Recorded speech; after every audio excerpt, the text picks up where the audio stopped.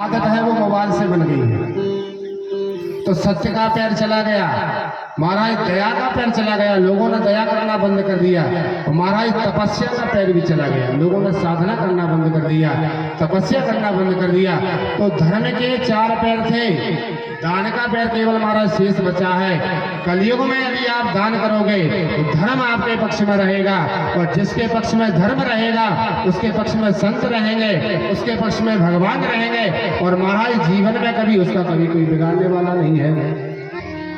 तो राजा परीक्षित ने कहा कि ये तो साक्षात धर्म है, ये साक्षात धरती, लेकिन झूठ तुम्हारे पीछे कौन पड़ा है? बोले भाई तुम्हारा परिचय का है, तुम इधर आओ। तो जैसी राजा परीक्षित ने बुलाया, कलयुग राजा परीक्षित के चरणों में आ गया। महाराज दीनवत शरणं गता, बोले महाराज मेरा नाम कलयुग है। बोले कलयुग, तुम्हारे अंदर गुण क्या है और अवगुण क्या है? बोले महाराज अवगुणों की तो मैं खान हूँ, इतने अवगुण है मैं आपको गिना नहीं सकता, लेकिन एक मेरे अंदर गुण है। बोले पहले गुण सुनाओ कौन सा है?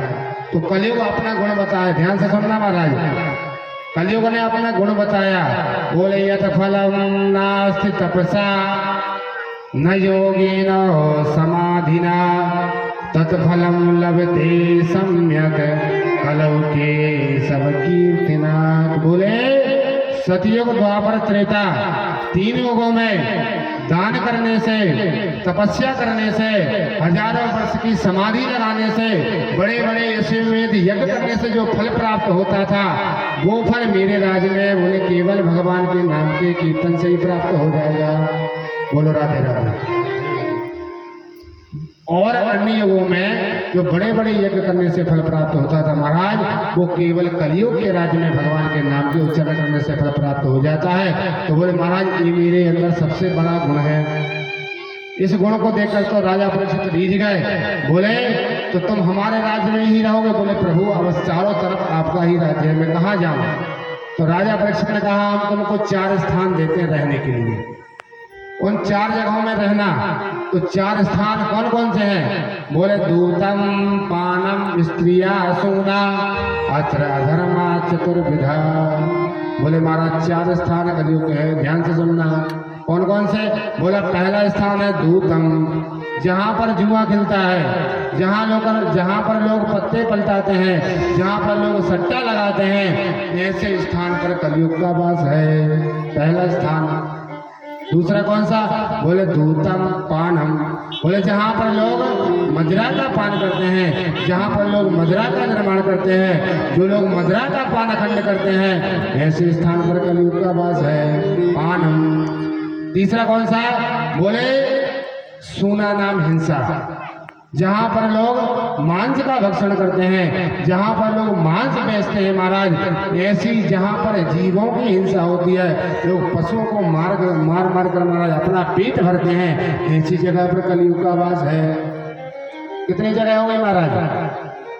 कितनी हो गई बताओ? 3 हो गई ना, चौथी और जगह बची। बोले दूतम पानम स्त्रिया सूना अत्र अधर्मा चतुर्भुजा। चौथा स्थान महाराज स्त्रिया माने वेश्यालय, जो लोग वेश्यालय चलाते हैं, जो लोग वेश्यावृत्ति करते हैं, जो लोग वेश्यालय में जाते हैं, ऐसी जगह महाराज कलयुग का वास है। यदि आप इस कलिकाल में भी इन 4 जगहों से बचे हुए हैं, आप इन 4 चीजों से दूर हैं, तो आप आज भी कलयुग में विराजमान है महाराज। इन 4 जगह कलयुग को प्रदान की हैं। इसके बाद में महाराज कलयुग तो चला गया और राजा परीक्षित अपने घर पर आ गए। अब कलयुग ने कहा प्रभु आपने अवगुण देखकर तो मुझे 4 जगह दे दी, लेकिन एक जगह मेरे मन से भी आप मुझे दीजिए। तो गुण पर राजा परीक्षित रीझ गए थे कि कलयुग का मनुष्य यज्ञ तो कर नहीं पाएगा, समाधि तो लगा नहीं पाएगा, साधना तो कर नहीं पाएगा, सत्य तो बोल नहीं पाएगा, तो भगवान का भजन तो करेगा। इसी गुण पर राजा परीक्षित रीझ गए। तो बोले भैया एक तुम अपने मन से एक स्थान मांग ले। तो इसने कहा महाराज पुनस्य याच मानाया जात रूप मदात प्रभु। इसने महाराज स्वर्ण में अपना वास मान लिया। बोले प्रभु आप मुझे सोने में भी मेरा वास दे दीजिए। बोलो राधे राधे। ये तो महाराज बड़ा गड़बड़ हो गया।